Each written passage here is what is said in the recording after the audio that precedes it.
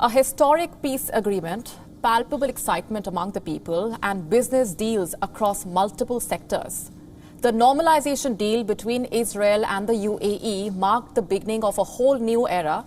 But now Israel has pressed the pause button on a big oil transportation deal. And this appears to be a big deal for the UAE.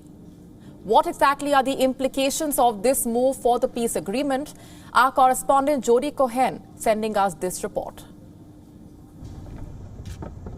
As part of the enthusiastic response to the UAE and Israel establishing diplomatic ties, a memorandum of understanding was signed to bring Gulf oil to Eilat in southern Israel by tanker and then transport it by pipeline through Israel to be shipped to Europe. However, Israel's Environmental Protection Ministry has now rejected an environmental risk survey that assessed the deal, and they are being supported by Israel's Nature and Parks Authority and a coalition of numerous environmental organizations and scientists. Israel's new Environmental Protection Minister, Tamar Zandberg, has expressed concern that the proposed plan would pose a risk to the coral reefs in Eilat. The coral reefs have been unusually resilient to global warming, and scientists would like to clone the reefs to help others rehabilitate. Israel is worried that an oil leak would cause immeasurable damage to marine life and the environment. The risk assessment reported that the chance of an insignificant spill causing no environmental or marine damage was once every 24 years. However, the findings of the report are being disputed.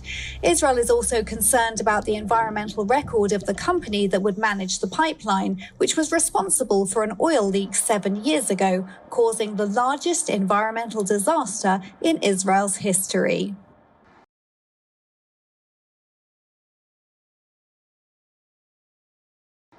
However, according to sources, the UAE is concerned about the pause on the deal, having already invested large sums of money into the project, with an anonymous Abu Dhabi source saying that the pause could definitely damage the relations being formed. While the overall relationship is not expected to be affected by this pause, it could have an impact on individual business deals.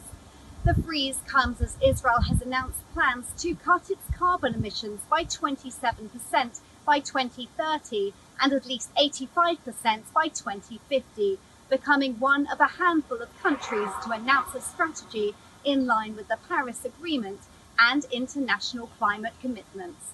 This is Jody Cohen from Jerusalem for WION World is One.